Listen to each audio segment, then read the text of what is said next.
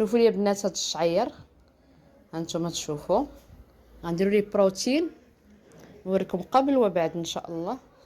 واللي بغات شي حاجه مرحبا، دخل عندي الواتساب وتهضر معايا في الواتساب في النمره ديالي اللي حاطه لكم، حيت هذيك النمره مابقاتش خدامه في الابل ولكن خدامه في الواتساب ان شاء الله حتى نرجعها ان شاء الله. وعيطوا مرحبا. بزاف البنات كيقول لي كنعيطوا فيها كنلقاوها طافيه، الوقت باش نرجعها ما كاينش والله العظيم. جري جري جري جري جري قول لي شكون اللي ما كيجريش. المهم بقاو معنا حتى الاخر تشوفوا النتيجه كي غتخرج ان شاء الله. غادي نغسلوه لها ان شاء الله ونشفوه لها وتشوفوه من بعد البروتين ان شاء الله. وهنا البنات هانتوما كتشوفوا الشعر تبارك الله كيفاش خرج ولا بريو مع البروتين البنات. بالنسبه للشعر اللي كيكون مصبوغ وهكا ماشي مشكل دير ليه بروتين. وبالنسبه لهذا الشعر هذا من احسن ما دارش ليه الترطيبه. ولا كنتو كتسمعوني البنات اللي كتفرجوا فيا، نتمنىكم تسمعوا هذه النصيحه. الترطيبه للشعر المصبوغ ومضرور لا لا لا، ولا دايره الحنه لا، ولا دايره الشامبان داك ديال الصباغه المغول الكحله لا.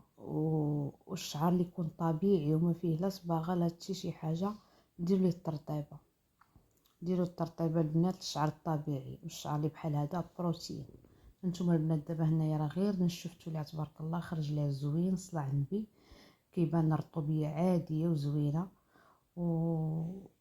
وبالنسبه دابا غنصاوبوا لها بالشوشوار، غادي نسرحوا لها البنات وغادي تشوفوا ان شاء الله كيفاش خرج كثر مع الشوشوار.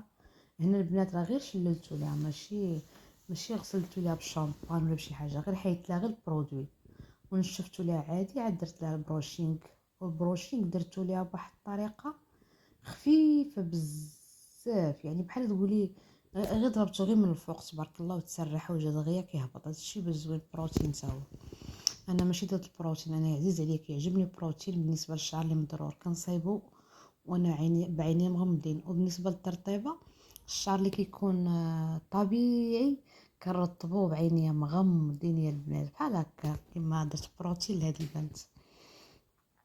هذا مكان البنات. المهم انتم كتشوفوا كيفاش خرج لها تبارك الله غزال وزوين وتيحمق. هانتوما كتشوفوا غير ضربه بالشوشوار خفيفه وهبط كيجري. هادشي باش قلت لكم زوين البروتين.